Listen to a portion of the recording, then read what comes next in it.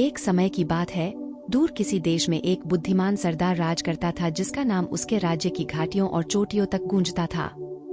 उनके बगल में एक भरोसेमंद सलाहकार खड़ा था जो अपनी बुद्धिमत्ता और इस कहावत में अटूट विश्वास के लिए प्रसिद्ध था, जो कुछ भी होता है अच्छे के लिए होता है। उनका बंधन वर्षों के परीक्षणों और विजय के माध्यम से बना था। सरदार अपने सलाहकार की सलाह पर उतना ही भरोसा करते थे जितना कि पृथ्वी सूर्य की गर्मी पर निर्भर थी।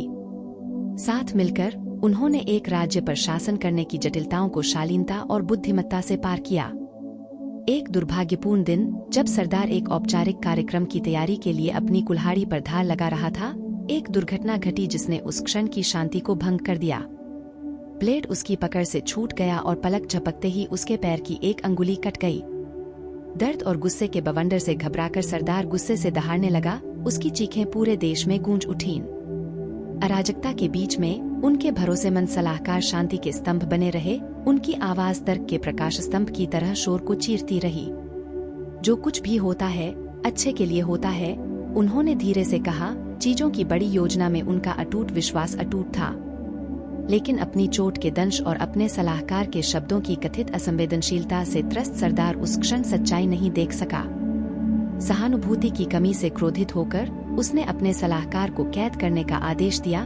काल कोठरी के भारी दरवाजों ने उसके भाग्य को सील कर दिया। जैसे जैसे दिन हफ्तों में और हफ्ते महीनों में बदलते गए, सरदार को अपने जल्दबाजी में लिए गए निर्णय के परिणामों से जूझना पड़ा। अपने सलाहकार की बुद्धिमान सलाह की अनुपस्थिति ने उसके दिल में एक खालीपन छोड़ दिया, एक भयावह संदेह जिसने उसकी चेतना के किनारों को कुतर दिया। इस बीच भाग्य ने अपने मनमौजी उतार चढ़ाव के साथ कुछ और ही योजनाएं बना रखी थीं। एक नियमित शिकार अभियान के दौरान सरदार ने खुद को जंगल के बीचों बीच पहले से कहीं अधिक गहराई तक जाते हुए पाया। घने पत्ते छाया की भूल भुलिया की तरह उसके रास्ते को अस्पष्ट कर रहे थे। खोया हुआ और भटका हुआ वह लक्ष्यहीन रूप से भटकता रहा। मदद के लिए उसकी पुकार जंगल के विशाल विस्तार में समा गई। तभी उसकी नजर अपने राज्य से अनजान एक जनजाति पर पड़ी, जिनके रीति रिवाज और परंपराएं रहस्य में डूबी हुई थीं। ये आदिवासी लोग अपने चित्रित चेहरों और जटिल टैटुओं के साथ मुखिया को जिज्ञासा और श्रद्धा के मिश्रण से देखते थे। उनके लिए वह एक दुर्लभ दृश्य था, उनकी समझ से परे दुनिया से आया एक आगंतुक। सरदार को अनजाने में वह एक पवित्र अनुष्ठान के बीच में फंस गया था, एक समारोह जिसका उद्देश्य देवताओं को प्रसन्न करना और भरपूर फसल सुनिश्चित करना था। उनकी नजर में वह एक उपयुक्त भेंट, समृद्धि और प्रचुरता का प्रतीक था।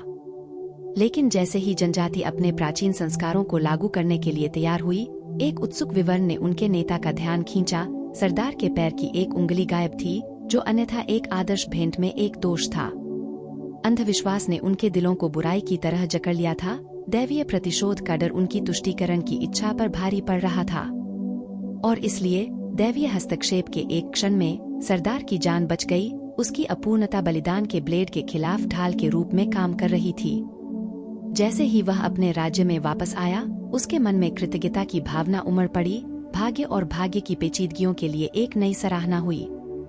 वापस लौटने पर सरदार ने अपनी पिछली गलतियों को सुधारने में कोई समय बर्बाद नहीं किया। भारी मन और विनम्र भावना के साथ उन्होंने अपने सलाहकार को रिहा करने का आदेश दिया और उन्हें सम्मान और विश्वास के अपने पूर्व पद पर बहाल कर दिया। उनके साझा कष्ट के पीछे के गहरे अर्थ को समझने के लिए उत्सुक, सरदार ने विपरीत परिस्थितियों में ज्ञान की तलाश में अपने सलाहकार की ओर रुख किया, और एक शांत मुस्कान के साथ सलाहकार ने उस छिपे हुए सत्य को उजागर किया जो उन दोनों से दूर था। सभी चीजों की परस्पर संबद्धता, भाग्य और भाग्य का नाजुक नृत्य जो उनके जीवन को नियंत्रित करता था। परीक्षणों और कष्टों की इस कहानी में यह पाठ जोर से और स्पष्ट रूप से गूंजता है।